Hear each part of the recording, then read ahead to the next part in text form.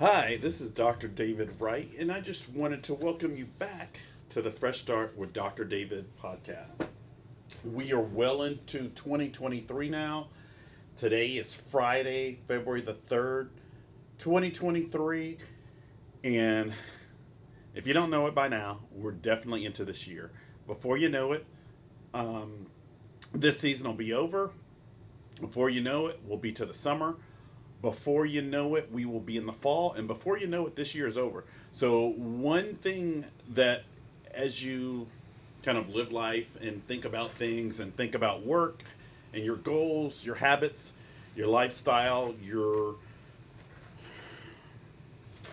the things that are important to you, all those kind of things, just keep in mind the longer you live, the faster the time flies by. It just really does. And after so many years, you just kind of see a trend that once February and March come around and all these holidays one by one crop up, the year starts to become over. So that's why it's so important to be proactive about your goals. So I want to welcome you back to the Fresh Start with Dr. David podcast. I'm glad to hear you, see you back, or have you listen to this podcast. I actually meant to do a podcast a lot earlier than this, but life tends to get busy, and you get busy with things, and you've got priorities. So this podcast is a priority for me, but like you, I also have other responsibilities, and so sometimes a little bit more distance than I want passes in between episodes or recordings, I should say. But that's okay because it keeps everybody on their toes, and it gives you some breathing room to kind of try out some of the things that I introduced during these podcasts. Obviously, you're going to get a lot more from me in terms of strategies and things that you can do that work to help you solve the challenges in your life. If you come in to see me and book an appointment, you can do that from visiting my websites. As you know, I have several practices. The first practice website is www.mlcoga.com, which stands for MLC of Greater Atlanta. People are always asking me what the MLC stands for, and I'll just tell you, it stands for a couple of things, like everything with me, but it mainly stands for Meta Life Coaching, right? Meta Life Coaching. So that's what the MLC stands for. At some point, I might spell it out fully in terms of on the website or the logo and things like that. But just in case you're wondering, that's what the MLC stands for. It used to stand for something very different, but it stands for Meta Life Coaching, right? MLC of Greater Atlanta. That website's www.mlcoga.com. Atlanta Coaching and Hypnotherapy Associates is www.atlantacoaching.com. Atlanta Health and Wellness Coaching is www.atlantahealthandwellness.com. And finally, the Atlanta Small Business Incubator is www.atlantasmallbusinessincubator.com. So anyway, those are my practice websites. You're going to get the most out of me if you visit the website and schedule an appointment and things like that. You're going to get a lot more than you get from the podcast, but you're also going to get a lot here, and you're going to get some foundational things, hopefully, that help you improve your life in one way or another. So welcome back. I'm glad you're here, and just stick with me for the next 20 or 30 minutes, and we'll cover some stuff. So the last podcast that I did was called Holiday Habits, and it was all about eating and spending habits, right? And so the purpose of that podcast, obviously, was to prepare you for the holidays and help you to be proactive by planting some seeds about watching your habits during the holidays. So, I mean, most people gain weight during the holidays. Most people spend a little bit more money than they had planned on doing during the holidays. That's just kind of the way it goes, but you can limit the losses. So that's the whole point of that podcast, is mitigating risk and setting up goals, strategies, and action steps preemptively, proactively, so that you don't make the same mistakes or the same mistakes to the same degree this year that you made last year. So in other words, you're growing and getting better. And that's the whole point of all this. The whole point of all of this is to grow and get better, right? And hopefully in the process you get wiser and richer and more comfortable and happier and more abundant and more prosperous and more successful and more joyous and more still and more balanced and more equalized and all those good things. But it all starts with improvement. And the best way to improve is to look back on what you did before in the past, yesterday, last year, last week, and do something different and better if you want a better result. So that's the whole reason why I did the holiday habits episode. If you haven't listened to that one, definitely listen to it. It's good regardless of whether the holidays are at the end of the year, like Christmas, Hanukkah, Kwanzaa, and all those things, or the holidays that are upcoming. So you want to use the same set of habits for Valentine's Day if that's appropriate for you, right? So practice makes perfect. So whatever you practice is the result that you're going to get, and that's going to help define who you are over time. It's going to define the journey you have, and it's going to define your ultimate destination, right? And so anyway, with that, I'm going to get started. This podcast builds off of that one. This podcast is all about New Year's resolutions. And I know that for a lot of people, that's triggering. As soon as they hear the word New Year's resolutions or that string of words together, they go, oh no, here we go. But, hey, I'm going to give you some information that you might not have about New Year's resolutions. And I'm probably going to also verify and validate why some people are cynical about New Year's resolutions, right? I know I remember in the movie Waiting to Exhale with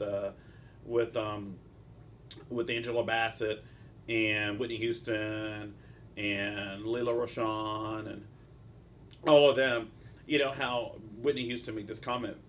Basically, she said, I don't believe in New Year's resolutions. They're stupid, that kind of thing. And, here's the thing. To a certain extent, she was right. It depends on how you do them, though. So it's all about how you do it. That's true with anything.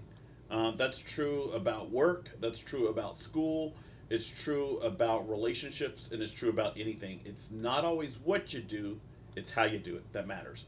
And it's certainly true when it comes to New Year's resolutions. So, if it helps you, when you think about New Year's resolutions, don't necessarily think about New Year's resolutions. Think about what are my goals and what are my outcomes. What do I want to achieve, right? That's what it's all about. I mean, you can call it New Year's resolutions. You can call it New Year's aspirations.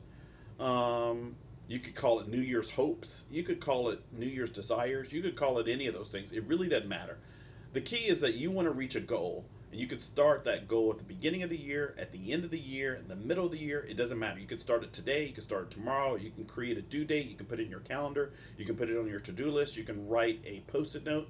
But the key is you have a goal, right? So that at the end of the day, that's what it's all about. It's all about you reaching a goal. Whether you call it a New Year's resolution or whether you call it, something else. It doesn't really matter.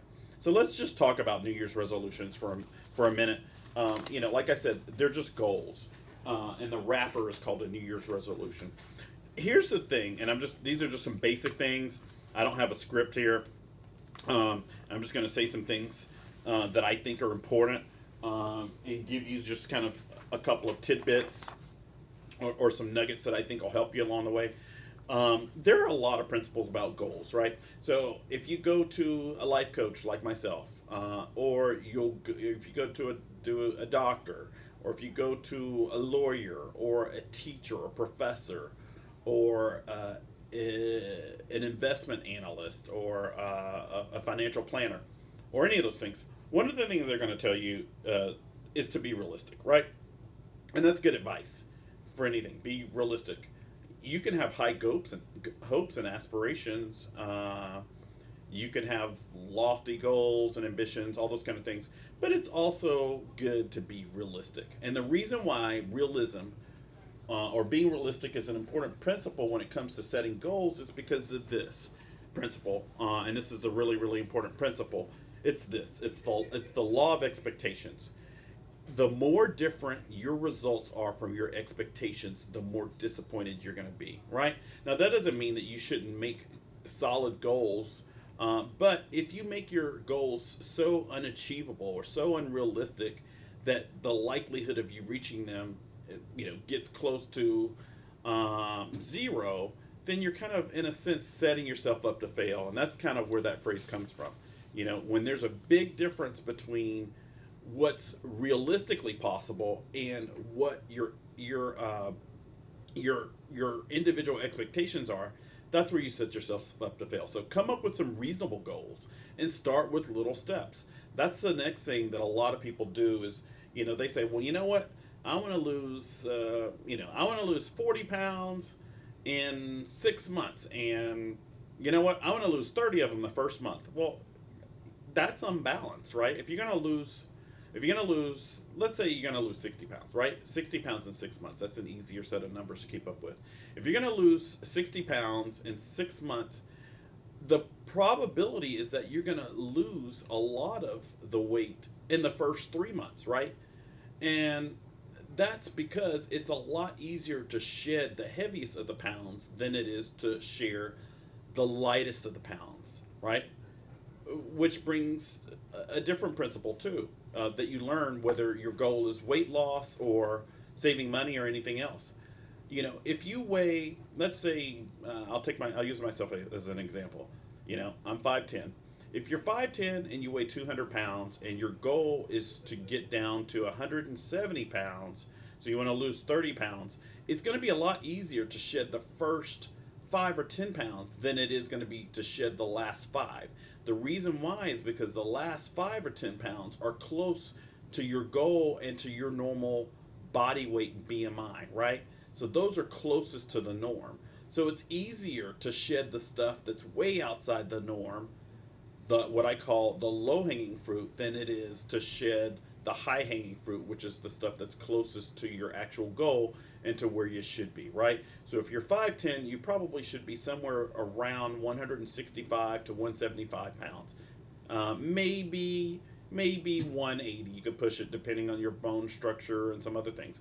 But, generally speaking, that's the sweet spot of where you need to be. But it's a lot easier if you're 60 pounds overweight. It's a lot easier to lose the first 10 pounds than it is to lose the last 10, right? And that's just because your body's going to be fighting you as you get close to your normal BMI or where you probably should be. So that's something else to keep in mind. So you want realistic expectations, where you want realistic goals. You don't want to set yourself up to fail. And you also need to realize that weight loss, saving money, other goals usually occur in an arc. They're not usually a straight line. So most people who want to lose 60 pounds aren't going to lose, 10 pounds a month every month. That's just not the way it works. For some people it works that way, but most people it does not work that way. It's usually an arc. And, another concept to kind of think about is most things tend to occur in an arc versus a straight line. So a lot of people set themselves up to fail by creating expectations that represent a straight line. I'm going to go from point A to point Z, and it's going to be a straight line from A to B, B to C, C to D. Life doesn't usually occur in straight lines. It usually occurs in curves and circles. That's just how it happens, right? Things on this planet aren't built in squares. They just don't. We create things in squares, whether it's rooms, houses, clothing, cars, objects, things like that. But nature doesn't usually build things in squares. It usually builds things in circles and curves. That's just the nature of things, right? Even our DNA is built like that. Our DNA is a helix, right? Which is a combination of curves going in and out that twist and turn and things like that. So life is about curves and arcs and circles. So most things, including change, happen in curves, arcs, and circles, right? They're not linear. And people, usually if they're trying to lose weight or whatever, they'll hit kind of a stopgap where their body's just like, well, is this the new set point? I'm not sure. And even though they're doing the exact same thing, they're not losing any more weight. That's an opportunity for them to kind of reset things again and just realize, hey, this is the part of the curve that's going in the opposite direction, even if it's just temporarily. So don't get upset. Don't get disappointed. You can still lose more weight. Your body's just breaking into the new skin. And that's just kind of where time comes in to things. So we talked a little bit about expectations. We talked about goals. We talked a little bit about setting yourself up to fail. We talked about how change, whether it's weight loss or saving money or any other goal that you have, usually occurs in arcs and circles, um, twists and turns, things like that. It's usually not linear. Let's talk about some other things about goals. You know, one of the big things that you want to do is you want to stay focused on whatever your goal is, right? So if your goal is to lose, I don't know, 60 pounds, then focus on your goal. And at the same time, be mindful of what hasn't worked in the past, right? Now, sometimes people do what I call pushing, right? You tried something once, it didn't work. You tried it again, it didn't work. You tried it 5 times, it didn't work, and then you think the sixth time is going to be the charm. Sometimes that's the case, but usually it is not. Usually, if you tried the same thing over and over and it hasn't worked, there's a reason why it hasn't worked. It's not by accident that it failed the past 5, 6, 10, 20, 30 times, right? The same thing goes true. The same thing goes for saving money, losing weight, working out, things like that. If you've tried something a bunch of times before and it didn't work out, chances are it probably will not work out again, and you need to go back and look at what you did. Now, one of the services that I offer at my office is what I call a year in review bridge the gap session. And that's a session where I actually help my clients move forward by bridging the gap between what they achieved last year to what they want to achieve this year, right? And that usually involves an insight into something, right? So if my goal last year was to save, I don't know, $10,000 in a savings account, and I came up short, I saved 1,000, right? So I saved 10% of what my intended goal was. Well, if my goal this year is to save $10,000 again, then I need to change something. I need to change something and do something different. I need to cut some expenses or I need to increase revenues. That's the way to save money, right? Those are the only basically ways that I know of raising funds, whether it's for a savings account or for a vacation or anything else. Based off working and earning funds and having bills and things, there's only two levers you can push. You can either cut your expenses or you can increase your revenue, or you can do both, right? And that's just a principle from a balance sheet. That's just an accounting principle. And that's true for anything, right? It's true about calories. There's two ways to lose weight, right? You can increase your amount of physical activity so you can burn more calories, or you can take in fewer calories, or you can do a combination of both. Usually, I would recommend that you do a combination of both. Have more than one strategy. Have more than one plan for whatever your goal is. One of the biggest ways that people set themselves up to fail again is by having a goal and only having one plan to achieve it. If you've got a goal and you only have one plan, you're setting yourself up to fail.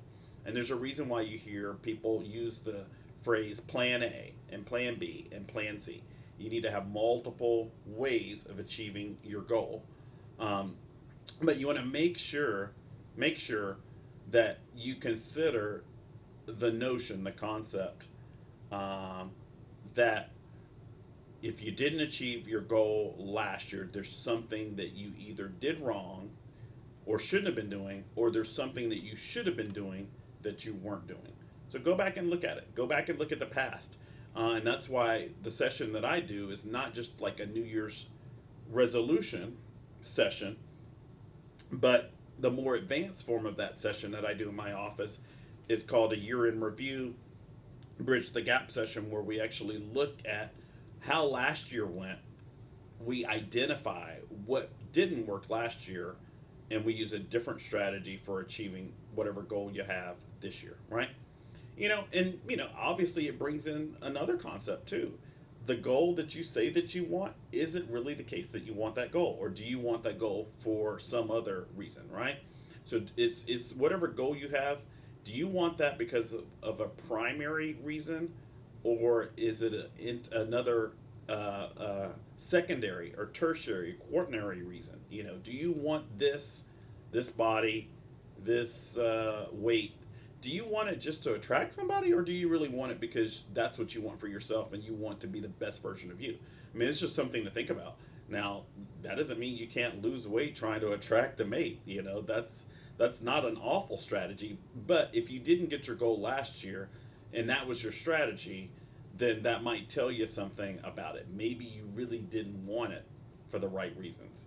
And that just kind of goes back to your motives, your drives for wanting something in the first place. Your motives, your drives, those are going to affect your enthusiasm. And they're also going to affect your ability to be consistent and persistent in achieving your goal. And the better your reasons are for achieving a goal in terms of aligning with your purpose and your passion and who you are and the journey that you'd like to create, the more likely you are to achieve them. So, because that's going to keep you motivated when times get tough, right? And that's another reason why you should have realistic expectations, because that's going to help you when times get tough, right? When reaching the goal becomes harder, or when you reach a plateau, like people do with weight loss and saving money and things like that. So, anyway, that's just something to keep in mind. Another thing that's really, really important when you're trying to reach a goal, whether it's a New Year's resolution or just a goal, is that you actually have a strategy. Not just a plan, but a strategy, right? And there's a difference between a plan and a strategy. And I really, really talk about that when my own clients come to see me and they're trying to reach a specific goal. Because a strategy is a specific way of executing a plan. So that's the difference between a plan and a strategy, right? So you just want to make sure that you do have some strategies, not just plans and not just a goal. The other thing too is you've got to have action steps. You've got to put some degree of pressure on yourself to achieve that goal. Now, I had a client who came in today for a session, a coaching, his first coaching session actually, and I was really, really impressed because he actually went above and beyond with his one exercise that's based on reaching goals and things like that. I mean, he's really, really ahead of the curve. I was really impressed with what he did. But the thing about it is, in terms of the things that you want to achieve, your goals, things like that, if it doesn't result in an action, then it doesn't make a difference, right? A lot of people have a bunch of goals, and generally speaking, if you just have a goal, I mean, that's like, I guess it's a hope, it's a dream, but it won't become real unless it's followed by action. So action is kind of the catalyzing step between a goal and an outcome. And if you don't have an action behind it, behind your goal, behind your plan, then it stays there, right? So you need action to catalyze that reaction to go from what your goal is to actually achieving the goal or some other outcome, right? If not, then it's just going to stay there. It's kind of like in chemistry when you have a reaction. In chemistry, you have the reaction that occurs on the left side of the paper, and then you have the end results, the products that you get on the right side. So if you have an acid and a base, and you add those together in a reaction on the left side, you're going to end up with a salt on the other side, right? And what kind of salt you end up with depends on the individual reactants, right? But, NaCl is a salt, right? And you get that from adding an acid to a base, Na plus Cl, right?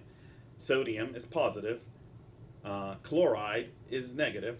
One of them acts as an acid, the other one acts as a base, and when you combine them together, you get a salt. And so in order to catalyze the reaction of your goal, in order to make it become an outcome or a result or an achievement or a success, you've got to have action. And so if you didn't reach your goals last year and you failed to take action, I'm going to start going to the gym, I'm going to start running, I'm going to start doing this. What do you think prevented you from getting started? What prevented you from acting? One of the big principles that I believe in is the power of partnership, the power of collaboration.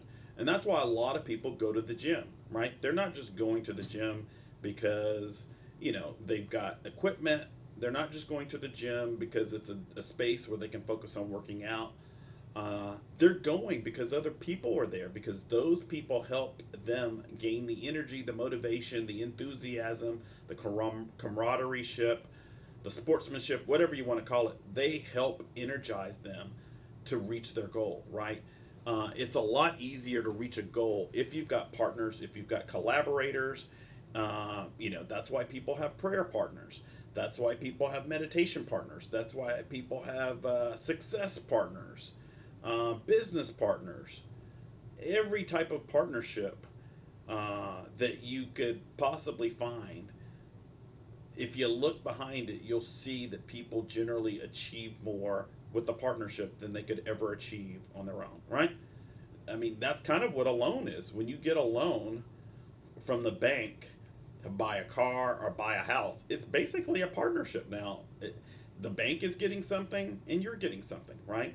If you buy a house and it costs $500,000 and you finance it at what the interest rates were a few years ago, 3% or 3.5% or 4%, right? And you finance it for 30 years or 20 years, right? What do you get out of it? Well, you get to move into a house, to buy a house, or start the process of buying a house, because you're actually not a homeowner, really. The bank owns your home. So a lot of people, even though they live in the home, they habitate in a home that's owned by the bank. And a lot of people think of themselves as homeowners, but actually the bank owns the home. You're just habitating and paying for it. But anyway, that's a whole different conversation.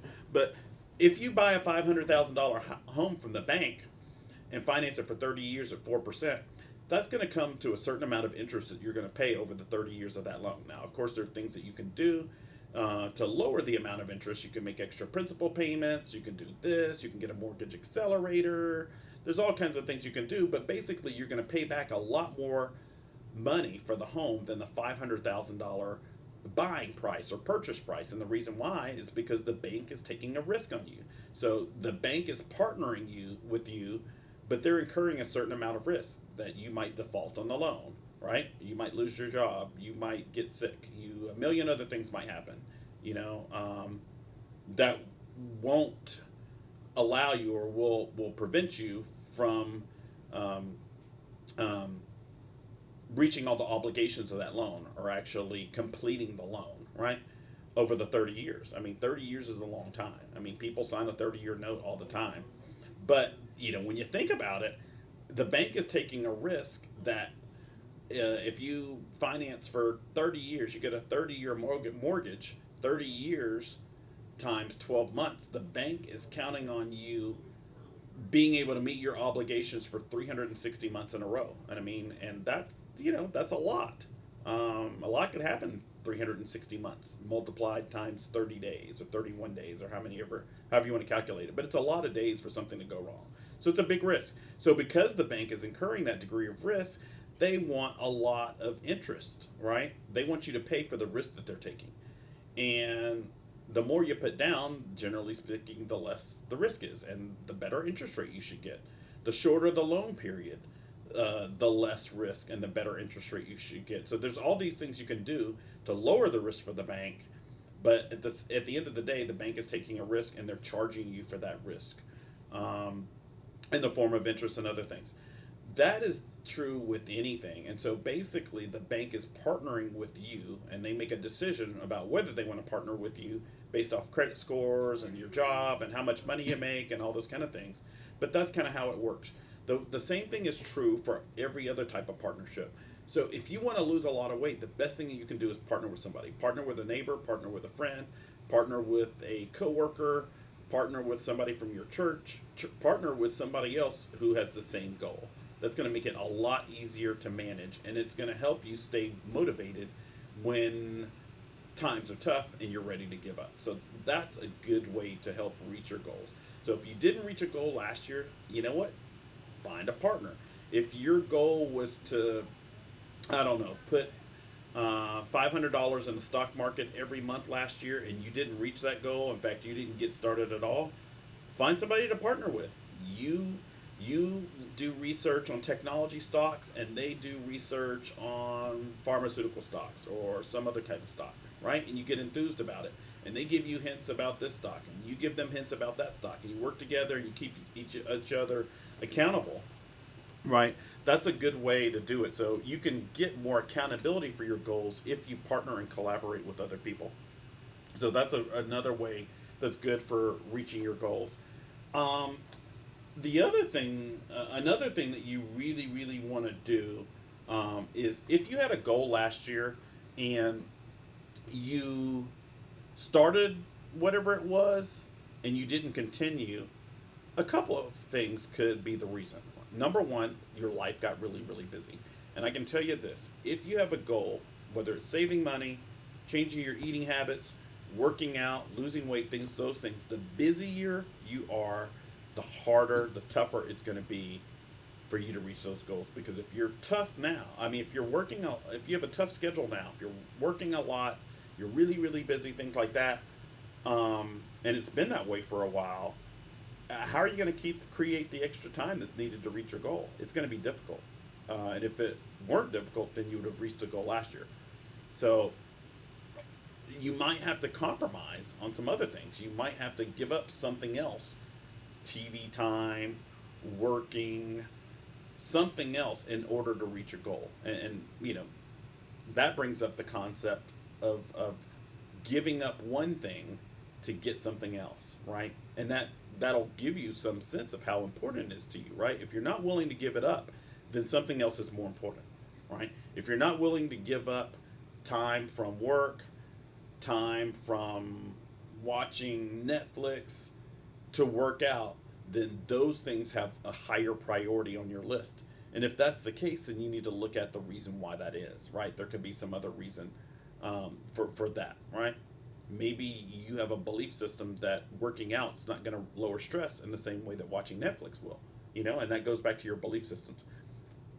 But the point that I'm trying to make here, though, is this: if you didn't reach your goal last year, and you never ever started it at all, period. So if your goal was to start working out in January of 2022 and you never ever went to the gym, then you need to think about the reason, the motive that you had for going to the gym in the first place. If you started going to the gym and let's say you stopped when life got crazy and busy and things like that, in let's say May, June, then it could be a couple other things. It could be the case that number one, maybe you didn't want it for the right reasons. Maybe something else had a higher priority. Maybe you had unrealistic expectations. Maybe you thought you were going to lose a lot of weight and it just didn't work out that way.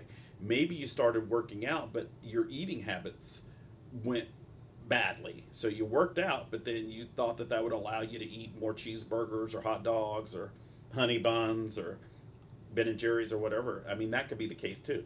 So you need to look at what happened. And looking back, if you started and then you stopped, it could have been that life got too busy. It could have been you had unrealistic expectations. It could be that you reached your goal. Maybe you reached a certain goal of weight loss, and you reached it in July, September of last year, and then after you reached that weight loss goal, or that new weight goal that you had, that you stopped, right? And then maybe during the holidays you gained it back. And if that's the case, then you need to look at another factor, which is your holiday eating habits, right? Which I covered in the last podcast.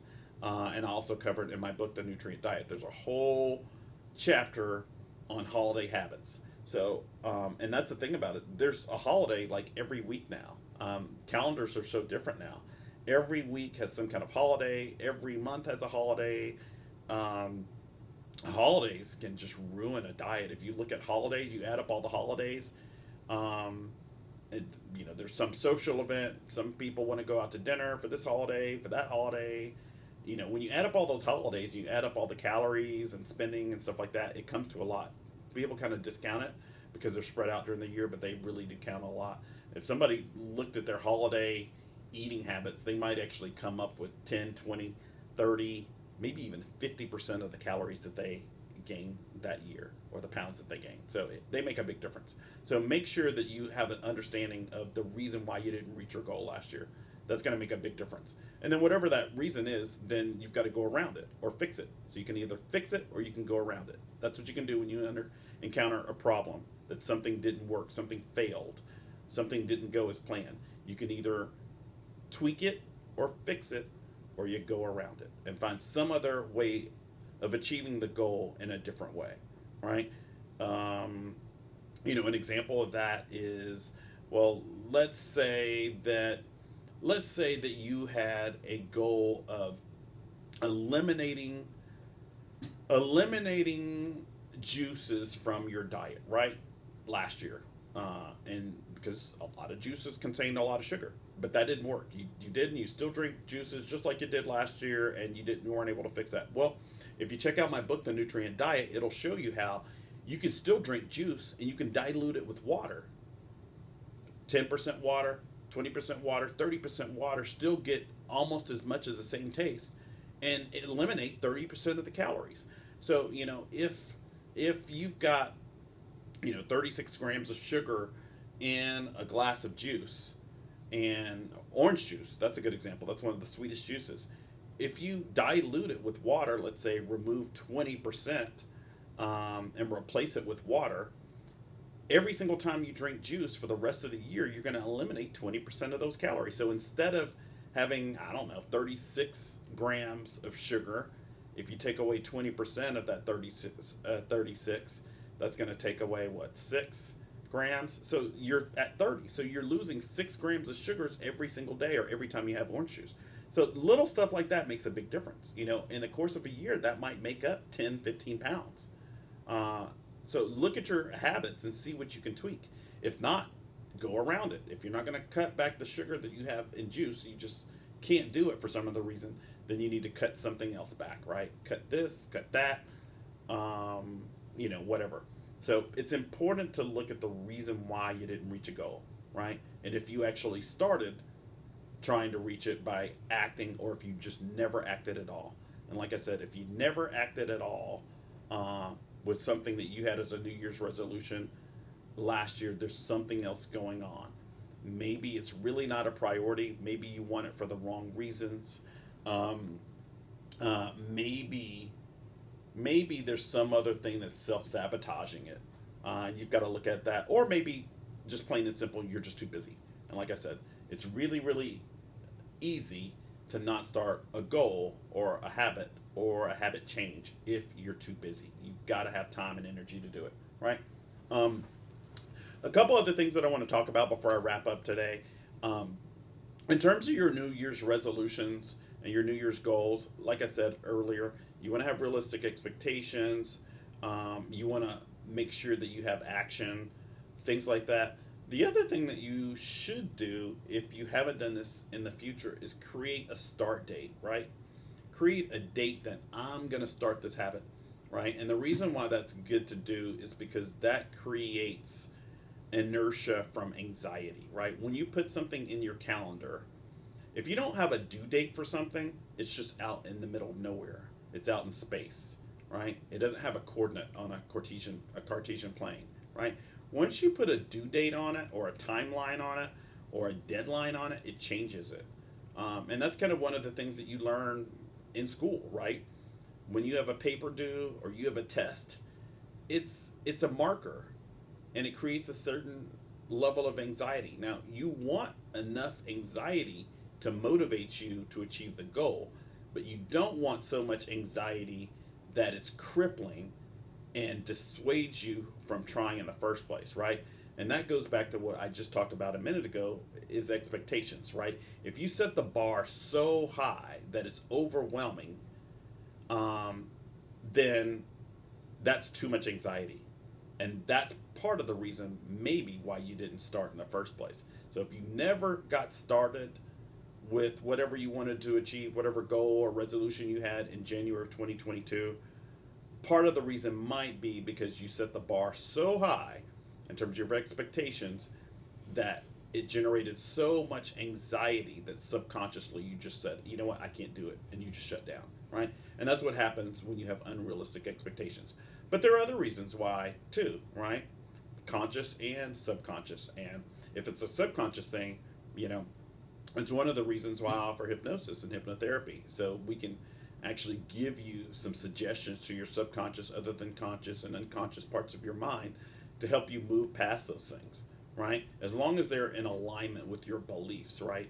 And that's something, I'll just throw that out there. That's something that people don't a lot of times understand about hypnosis and hypnotherapy. You cannot give somebody suggestions um, or ideas that are outside of their belief system. They have to be within your belief system, the subconscious part of your belief system. So if you don't believe something, it's going to be difficult to achieve it, even with a hypnosis or hypnotherapy session. And that goes to a deeper concept: is if you believe something, or if you don't believe something, why is it that you don't believe it, right? And so you do need to look at your beliefs, right? Why do I believe this? Why do I believe that? There's some reason why. If you don't believe you can lose weight, you don't believe you can change your habits, there's a reason why. And you need to get to the core of that reason, then start attacking the problem, but find out what the reason is. But back to what I was saying before, in terms of um, catalyzing everything with a deadline, with a due date. You've got to do that. You want enough anxiety, enough discomfort, enough friction to cause you to move forward, not backwards, but forward. But you don't want so much that it's crippling, right? So if you set a deadline to do this or do that, right? Whether it's writing a paper, or losing weight, or starting an exercise regimen, or working out at the gym, or swimming, or I don't know, reading something, or whatever it is, saving money, you want something, you want an action step, a deadline, a due date that creates enough anxiety and discomfort that moves you towards action, or a new behavior, or a new habit. But you don't want it to be so much that it causes the opposite, right? An example of that is I say, well, I want to lose 30 pounds in 60 days. Well, that's a lot. That's a lot of pressure. That means I have to micromanage every single calorie I intake or don't intake every single day, plus work, plus home life, plus friendships, plus all the other things that I want to do. That's a lot of pressure, right? And in that case, you actually might cause yourself to actually eat more under the pressure of trying to keep that goal, right? Or you might skip some meals and then just pig out when it all just kind of comes out, you know? So you want to keep really realistic goals, but you also want to create enough inertia that's going to help you to move forward. Um, and that's just a really important thing to keep in mind. The other thing that you want to do is you want to have supporting things that help support your goal, right? And I do that with my clients and I share audios with them. So even though I'm not the cheapest person in the world to see for life coaching or whatever, I also believe that you get what you pay for. So, there's a reason why you see so many reviews and people who honestly come to my office and say, "You changed my life." And that makes a big difference. That's a big part of the reason why I do what I do. But, you know, the important thing is this. When it comes to action and doing things, the purpose of it, what's the driving, motivating factor is really, really, really important. But also in terms of, the greater goal, right? And so let me just throw out an example. For clients who come to me with issues with, let's say somebody comes to me with issues related to weight, right? They want to lose weight, or they want to start working out, or they want to make some lifestyle choices. Here's the thing. If somebody wants to lose weight, they don't just have an issue with the amount of calories that they take in or impulse control. They may have an issue with self-image. They may have an issue with self-confidence. They may have an issue with anxiety, right? A lot of people overeat because of anxiety. And I'll actually probably do a whole podcast just on anxiety. But the thing about it is generally speaking, when people are anxious, they go to one of four things, right? And I could probably add a fifth one if I wanted to. But they usually go to the basics, right? Shelter, right? They stay inside, they don't go out. Number two would be food, right? They self medicate with food. They overindulge in food as a way of medicating anxiety. Number three, alcohol. They go to alcohol, right? Four, sex. Five would probably, I would add on other things like thrill seeking and things like that temporarily raise anxiety so that they have to go back down to the baseline again, right? So those are things that people usually do in response to anxiety. And so I find it the case in a lot of instances with a lot of my clients where if they're coming to me because they want to lose weight, they're eating the wrong things, maybe they're overindulging in alcohol, maybe they're not doing this, maybe they are doing that. It's not just an issue of weight, it's an issue of anxiety and how they deal with it. So that's why it's really, really important to get to the root cause of why you're doing something that you want to change or why you're not doing something that you need to do, right? There's some underlying reason why there's an imbalance. And at the end of the day, that's what New Year's resolutions and goals are all about. They're all about bridging the gap of an imbalance, right? And restoring equilibrium. And that might mean a change to change the balance or change the equilibrium. You know, if you want to improve who you are, if you want to grow, if you want to evolve into something better, a better version of yourself, it means raising the bar here and there, right? I mean, most people don't want to lower the bar. Most people don't want to lower their standards. Once people get used to a certain level of something, they usually don't want to go down. They usually want to go up, right? And that's the nature of growth, improvement, evolution, and all those things, right?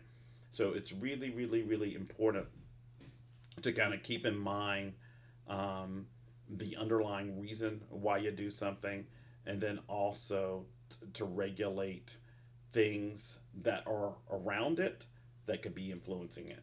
Like I said, in the case of things like working out or losing weight or changing your diet habits and things like that, you definitely want to look at things like anxiety because a lot of time that's an underpinning. And usually when people fail in their attempt, anxiety is a part of the reason, right? That's true with other things too, though. And so, for instance, if you take people who, for instance, are having trouble saving money, it could be the case that they're spending money in ways to release anxiety, right? And people do that all the time. Shopping is a number one.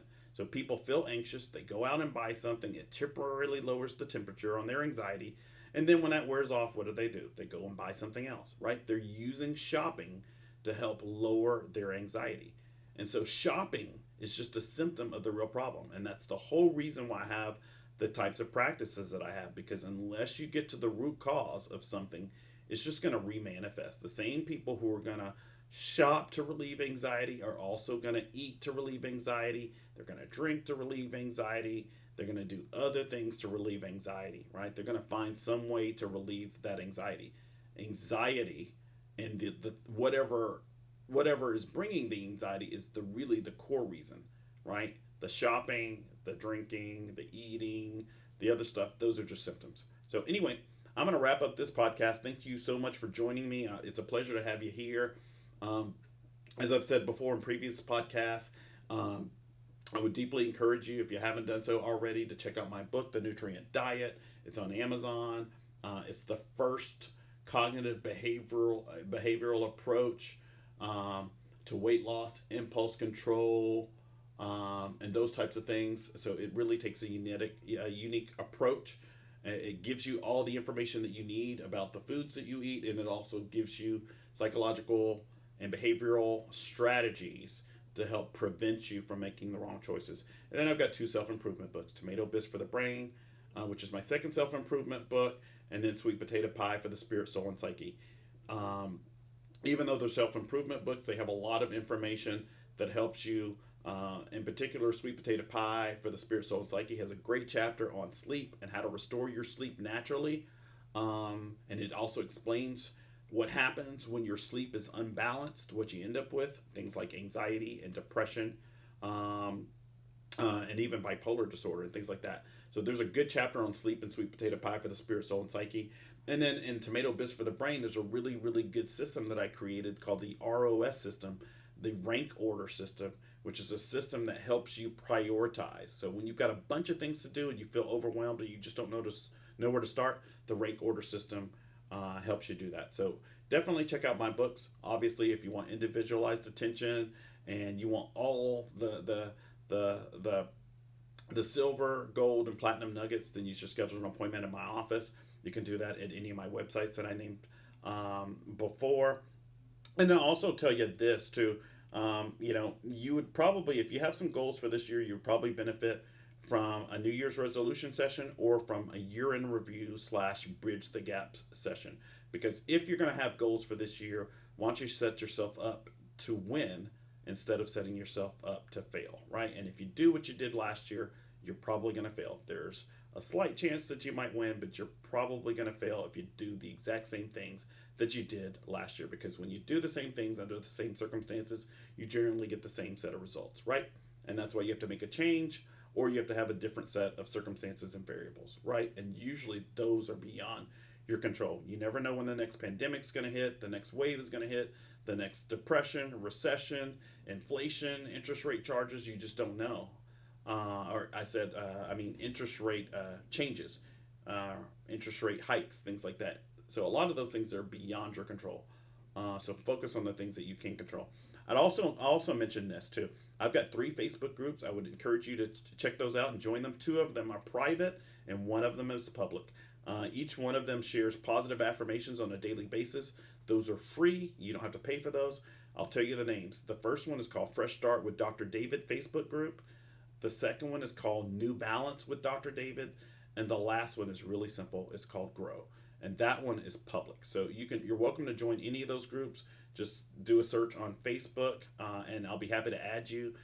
I would encourage you to post positive affirmations and motivational quotes on there. I'm going to do so as well. You grow more when you collaborate and partner with others.